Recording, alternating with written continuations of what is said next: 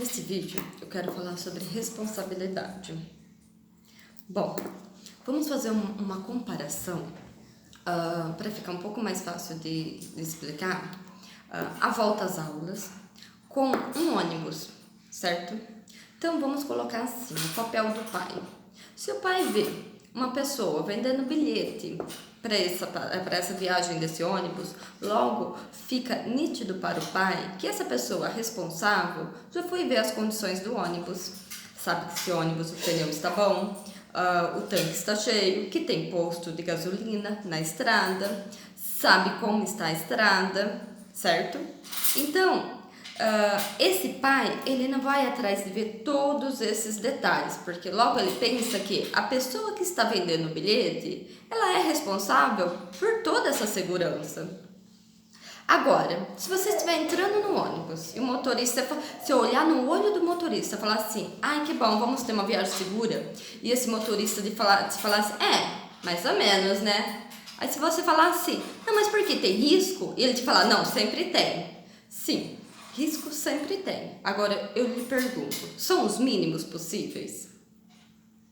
É só aquele risco de vir de cair um raio na cabeça, um raio no ônibus, ou de vir um outro veículo na contramão, ou seja, algo que não dá para impedir. Ou estamos falando de sair com um ônibus na reserva, sem saber se tem um posto de gasolina no caminho. Se esse posto de gasolina vende o mesmo combustível, se esse posto de gasolina ele está capacitado para atender esse ônibus.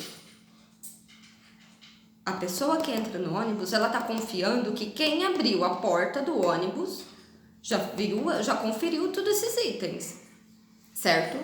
Por quê? Porque ela acredita que o risco é o mínimo possível e não, sempre tem risco. Sim, mas estamos falando de qual que é a quantidade, o nível desse risco. Por quê? Porque você é responsável. Se você está abrindo um ônibus e colocando gente dentro, você é responsável para garantir a segurança. Por mais que existe um mínimo de risco, as outras demais coisas você tem que ver, você tem que garantir. Não dá para sair com um ônibus na reserva. Se um pai sai com um filho para fazer uma viagem com o carro na reserva, sem saber se tem um posto de gasolina e saber se esse posto de gasolina, se tem banheiro para criança, se vai ter o salgadinho para criança, você sabe que é muito difícil. Você sabe que é complicado, que tem que ver tudo isso. Então, eu quero colocar essa visão de os pais acreditam que eles não precisam ver índice de contaminação se está baixo, eles não precisam ver se estão fazendo testagem. Como que a gente sabe o índice de contaminação? Peraí, está fazendo testagem? Os pais precisam ver isso? Eles precisam saber se está sendo feita uma testagem, se foi feita uma testagem nos profissionais, se os profissionais estão seguros. Então agora, saindo da analogia do ônibus, eu gostaria de tentar entender por que pensar em voltar sem minimizar ao máximo os riscos. Por que querer voltar sem os profissionais tomarem a segunda dose?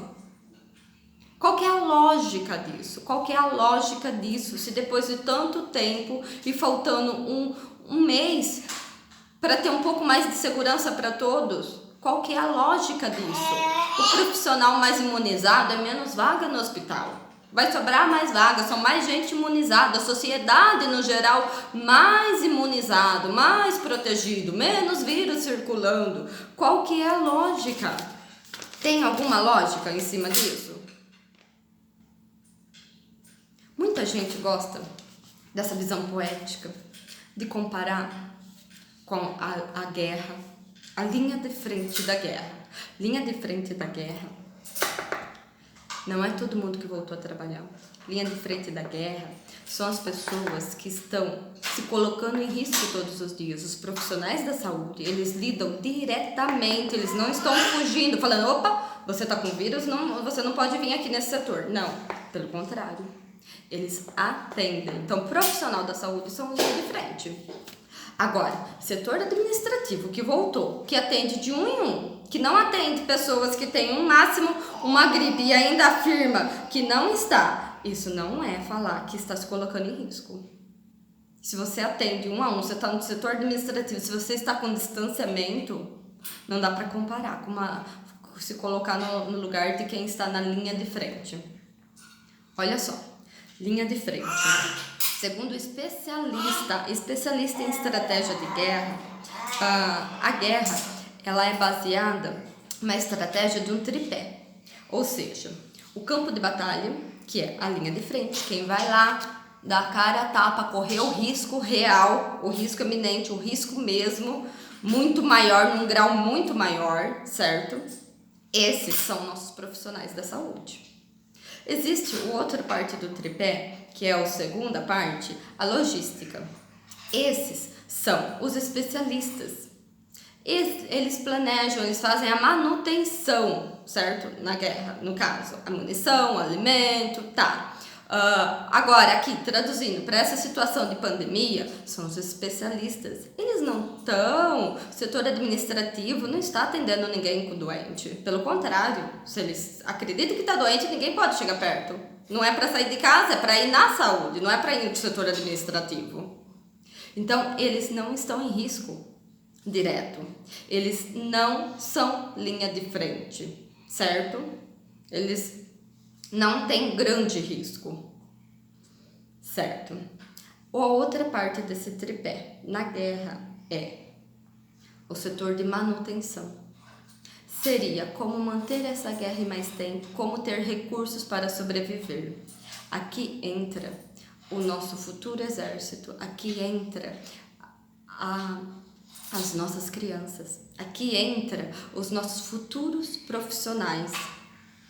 Colocar eles sem ter a total segurança, sem reduzir no máximo os riscos, isso é levar as crianças sem ter a garantia e garantia também de tratamento. Se você não tiver certeza que tem vaga no hospital, certeza que não está faltando medicamento, isso é colocar eles na linha de frente. Isso é a pior estratégia de guerra. Certo? Então, se a gente for fazer uma comparação, nós temos que saber que as nossas crianças, ela é a manutenção para sair dessa situação. Ou seja, daqui a uns anos, os países que preservaram os profissionais da educação, que preservaram as crianças, esses vão se restabelecer mais rápido. Bom, eu gostaria de concluir deixando aqui para todos refletirem. Se alguém discordar, eu entendo, eu só gostaria de que explicasse então a colocação do ponto de vista de vocês inteiro, certo? Eu quis fazer esse vídeo porque quando eu falei que alguns pais não sabem o risco, de repente fica assim, nossa, eu estou chamando eles do que? Irresponsável? Não, não é isso. Eu estou colocando que se abriu a porta do ônibus, a pessoa acredita que quem abriu já está dando as devidas garantias. Então, eu estou colocando que muitos pais acreditam, vão cegamente, não, se abriu é porque está seguro. A gente estava até agora sem levar as crianças porque não estava seguro. Então, se está abrindo, é porque minimizaram todos os riscos. Agora eu pergunto, isso está sendo minimizado todos os riscos? Para minimizar todos os riscos, nós temos que acompanhar o índice de cada cidade, de percentual de imunizados. Quantos por cento da nossa cidade está imunizada? E os índices de contaminação? Como que nós sabemos índices de contaminação sem testagem? Eu sei de pessoas que estavam prestes a entrar na empresa e passando mal, falou assim, só vou fazer o exame para desencargo. Se essa pessoa não tivesse passado no laboratório antes, essa pessoa teria contaminado uma empresa. Agora, cadê? Como que as pessoas vão fazer testagem? Se vai poder levar na creche, vai poder levar na unidade escolar, se ela não tiver como fazer os exames, o teste? Ela vai com a dúvida? Teve uma pessoa que ela estava muito bem de saúde, ela só teve alguns sintomas. Essa pessoa fez o exame, deu positivo, ela já não foi mais para a empresa. E se ela tivesse ido? Os exames, essa pessoa, por que ela fez o exame? Porque ela tinha plano de saúde, porque para ela estava acessível. Essa pessoa é de Araraquara, não é de Matão.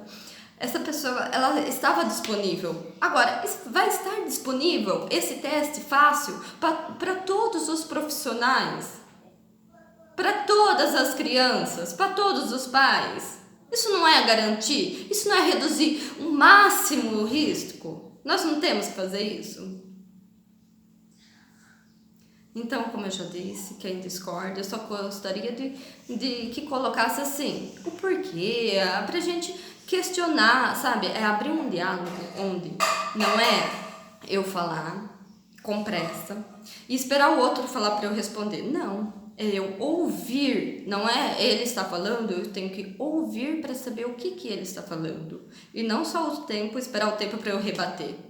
Então, vamos dialogar sobre isso, certo? Os pais, eu entendo que está sendo feita uma cobrança, eu entendo. Eu entendo que é muito difícil para a sociedade estar passando por isso, mas nós estamos muito próximo de aumentar o nível de segurança, sabe? Quem trabalha e está sofrendo as cobranças, então vamos fazer mais uma analogia. Já fizemos a do ônibus, a da guerra, a panela de pressão. Aquela borrachinha fininha, solitária que tá lá, ela tá lá para aguentar aquela pressão. Ela tem que aguentar aquela pressão na panela de pressão e fazer o sistema funcionar. Ela não pode ceder à pressão. Ela tem que fazer o sistema funcionar. É esse o papel dela. Ela fazendo o sistema funcionar, tudo vai se manter em equilíbrio. Por quê?